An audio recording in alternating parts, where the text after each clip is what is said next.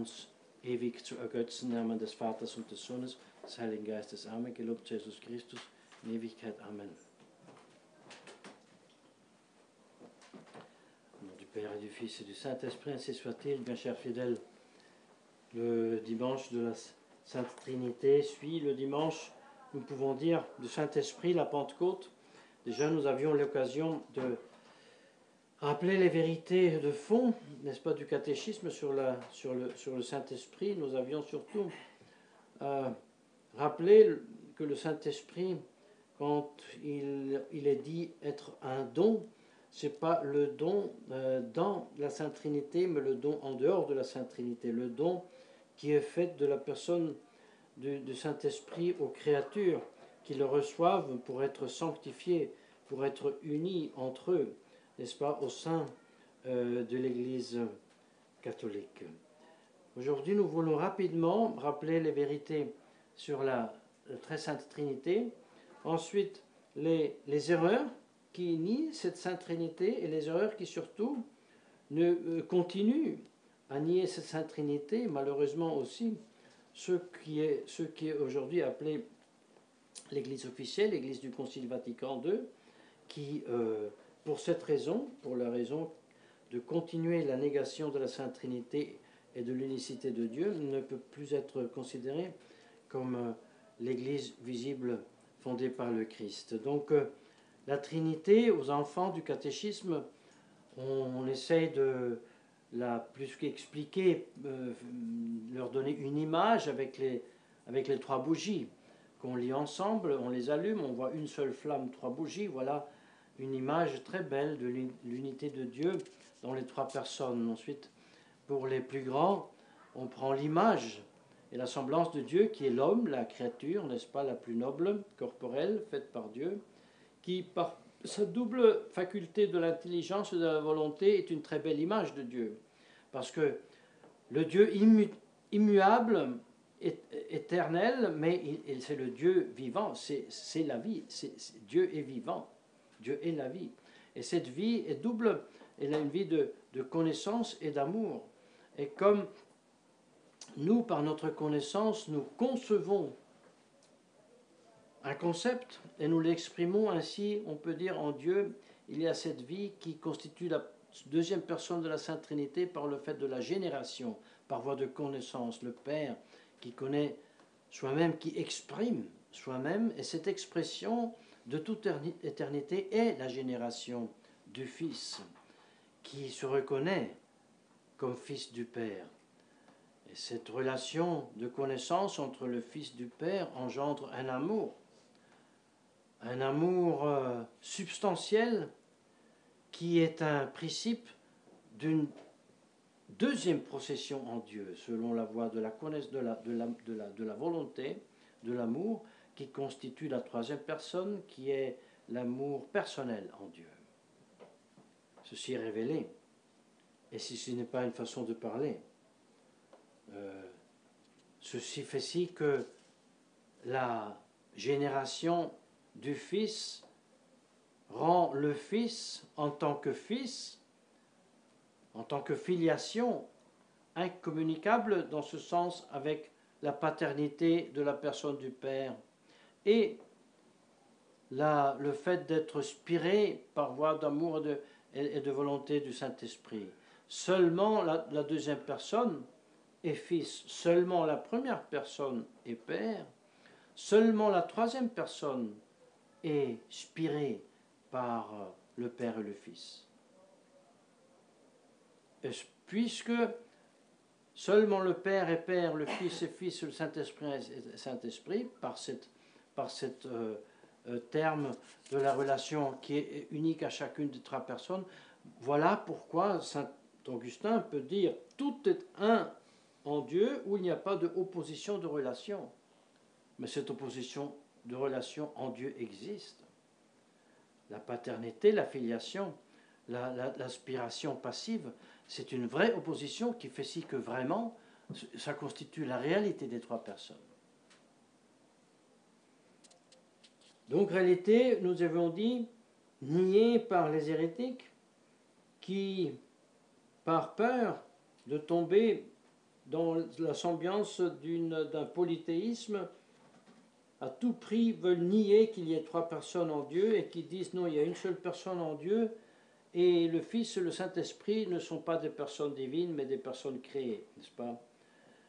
Ou alors, si on veut absolument tenir qu'il y a trois personnes, on dit oui, il y a trois personnes, mais une seule est Dieu, et le Fils, comme dit Arius, est une personne créée, et le Saint-Esprit, comme dit Macédonius, est aussi créé, et ce sont simplement des effusions de ce unique Dieu. Voilà, en gros, le principe de la négation de la Sainte Trinité, un seul Dieu en trois personnes, qui ensuite se retrouve dans toutes les sauces à travers tous les siècles. Absolument. Mais avant de nous occuper de ce monde qui nie d'ailleurs la transcendance de Dieu, qui nie le Dieu créateur, absolument distinct de la création, mais aussi le Dieu trine, revenons à la vérité, n'est-ce pas, enseignée par le catéchisme. Pourquoi Dieu se révèle-t-il à nous comme Dieu créateur, comme Seigneur, comme Esprit pur, comme cet être parfait qui est en tout lieu, qui est éternel, qui connaît tout, qui est tout-puissant. Seule chose que Dieu ne peut pas faire, pour ainsi dire, c'est l'absurde et le mal. Mais non parce qu'il manquerait de puissance, mais parce que c'est intrinsèquement contraire à l'être même que Dieu est par essence. Mais il est tellement puissant qu'il peut aussi tirer le bien du mal, la raison pour laquelle il le permet, n'est-ce pas? Et pourquoi nous avoir révélé tout cela? Et ensuite, dans le Nouveau Testament, pourquoi nous avoir révélé les trois personnes? Et nous voilà remis sur le banc que la première fois nous avions occupé lorsque nous préparions à la première communion. Pourquoi Dieu m'a-t-il créé? Pour le connaître, pour l'aimer, pour le servir et pour me jouir de lui dans toute l'éternité. Si nous pouvions seulement un petit peu goûter cette grande vérité, je suis certain que beaucoup de nos tensions, nos psychoses, nos difficultés psychologiques existentielles se adouciraient de beaucoup. Saint Thomas, dans la Somme théologique, dit: quand nous disons que Dieu a créé tout par son Verbe, omnia per ipsum facta sunt, alors nous excluons l'erreur de ceux qui disent que Dieu a créé toute chose par une nécessité naturelle. Donc la révélation du Verbe par lequel tout était fait nous enseigne que Dieu n'a pas créé par nécessité naturelle. Quand nous disons que en Dieu il y a une procession d'amour, nous démontrons par cela que Dieu n'a pas produit la créature pour une indigence, pour un besoin, pour un manque, pour combler un manque en lui. Absolument pas. Il n'a pas produit tout ce qui existe par une quelconque cause en dehors de lui. Absolument pas. Mais il l'a fait propter amorem sui bonitatis, il l'a fait à cause de l'amour de sa bonté. Sa bonté est amour. Parce que le bien a comme propre essence de se communiquer, de se diffuser. Nous voilà mis devant Dieu, et entre Dieu et nous la création, et nous pouvons faire objet, si vous voulez, de notre méditation, le rapport de Dieu avec la création et notre rapport avec nous-mêmes et la création. Nous voyons un Dieu qui, sans nécessité, sans effort, par pur amour, a créé toute chose, et moi, je suis dévoré par le besoin, la nécessité, et ensuite l'avarice, le désir de posséder plus, si possible d'avoir aussi ce qui ne m'appartient pas, dévoré, torturé par les exigences et les nécessités de tous les jours essentiels. Pauvre moi! Et combien de bien ça me fait de me mettre en présence de Dieu et contempler seulement le premier article du credo, je crois, credo non Deum Patrem, Creatorem Caeli et Terrem. Cela déjà nous ferait beaucoup de bien. Et peut-être les hérésiarques, s'ils avaient fait ça, peut-être ils n'auraient pas eu la nécessité de escogiter de si blasphèmes et mauvaises idées comme les gnostiques, les manichéens, les panthéistes, un Wycliffe, un Abélard, mais seulement pour faire quelques noms, même un Leibniz qui était plus grand mathématicien que nos bêtes philosophes, le faux mystique Eckhart, n'est-ce pas, le Giordano Bruno, tous, le modernisme, le néomodernisme, la doctrine du Concile Vatican II, l'écuménisme, le credo publié par Paul VI le 30 juin 1968, tout cela reprend le néoplatonisme et le panthéisme, presque la même chose, et procède à une perversion du concept de Dieu, du Dieu créateur, du ciel et de la terre, du rien, et surtout aussi une perversion de la Sainte Trinité. Toutes ces erreurs à travers tous les siècles incluent aussi les erreurs du paganisme qui précède notre Seigneur Jésus-Christ, a été, pour ainsi dire, réchauffé, mis ensemble dans une grande soupe, n'est-ce pas, si on veut.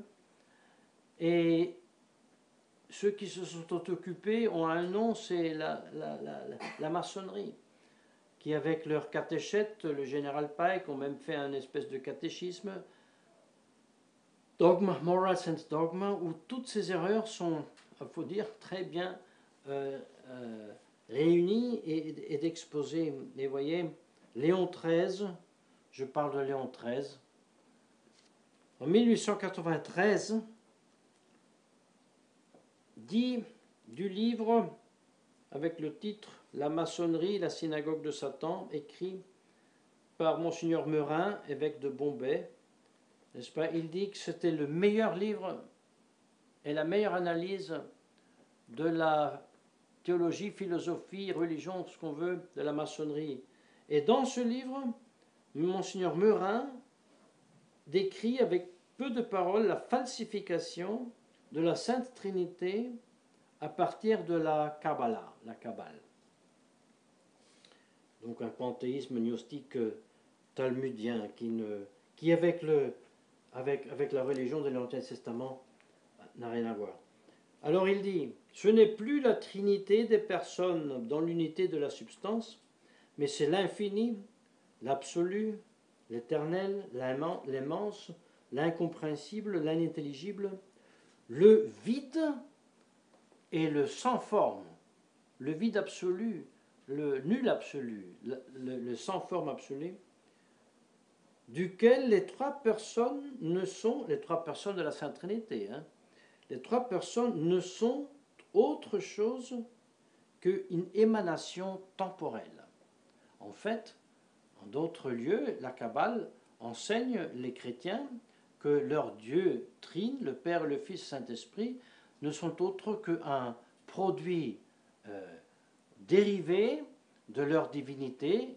Enfin, à la fin, c'est le diable, c'est Lucifer lui-même, un produit dérivé, une émanation temporelle de la fameuse divinité impersonnelle, indéfinie, absolue, éternelle, incompréhensible, identifiée avec le rien, avec le nul, avec le vide. Et Monseigneur Meurin continue et dit, comme les païens qui identifiaient le non-être avec la divinité. Et ce non-être faisait émaner de soi-même les divines personnes qui sont bien distinctes de la divinité. Voilà pourquoi il pouvait y avoir toute une myriade de divinités, n'est-ce pas? Mais alors, concluons, mes chers fidèles.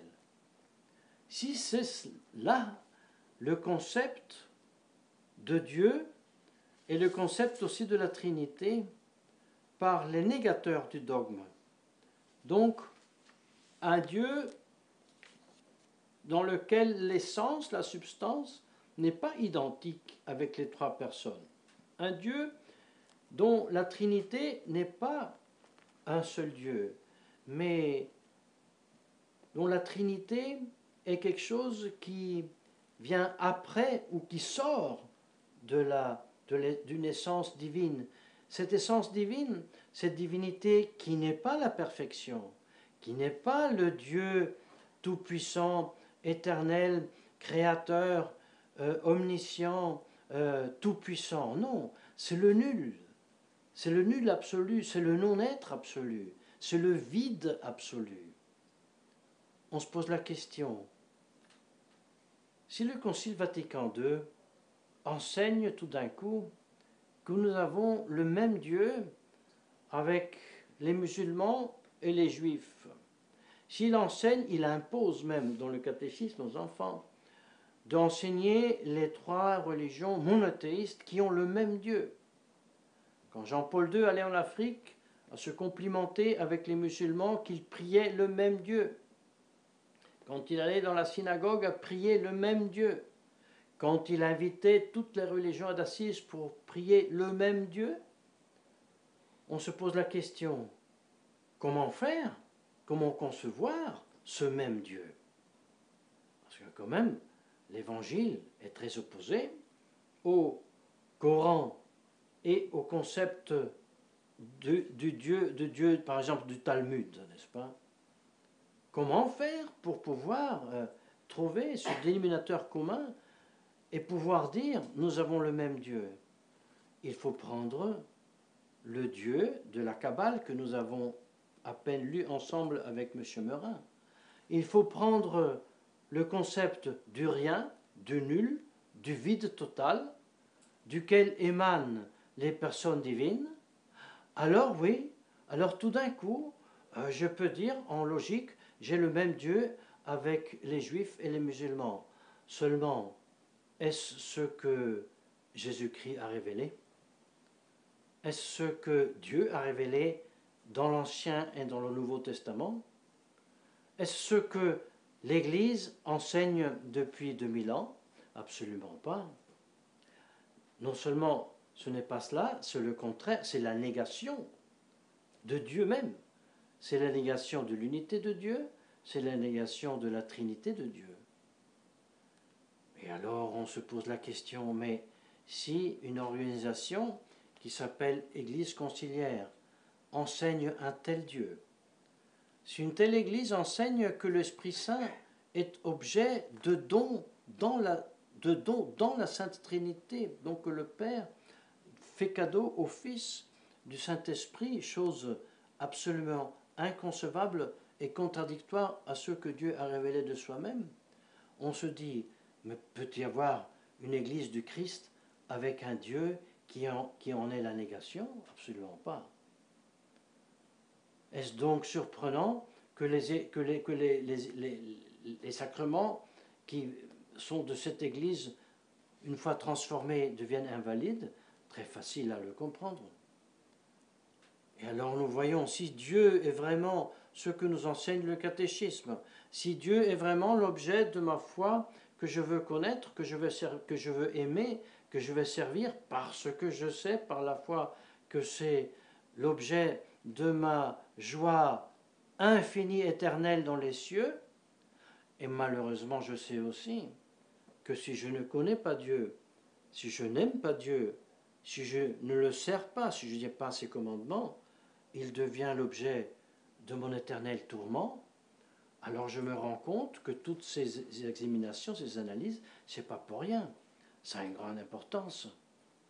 Et donc il est très important de bien connaître son Dieu et de suivre l'Église du Christ, et non pas l'église de la synagogue de Satan.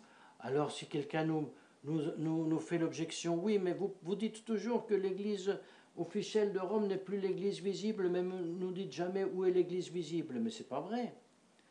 L'église visible est là où la vérité qu'on a à peine exposée est professée, où un évêque professe cette vérité et administre les sacrements validement, là est l'église visible.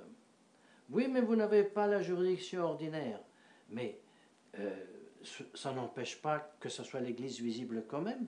Il peut y avoir des périodes plus ou moins longues où la juridiction ordinaire fait temporairement défaut. Il n'y a aucun problème. Aucun problème. Quand Dieu voudra, il y aura de nouveau un pape qui nous donnera la juridiction ordinaire en attendant que nous, on profite de la juridiction extraordinaire. Il n'y a aucun problème. C'est pour cela, soyons bien certains que l'Église visible, elle existe. Au contraire, manifestons-la et renouvelons notre foi vive en la Sainte Trinité, demandons par l'intercession de la Très Sainte Vierge de vouloir bien et mieux connaître Dieu, l'aimer, le servir pour en jouir dans toute l'éternité, au nom du Père et du Fils et du Saint-Esprit, ainsi soit-il.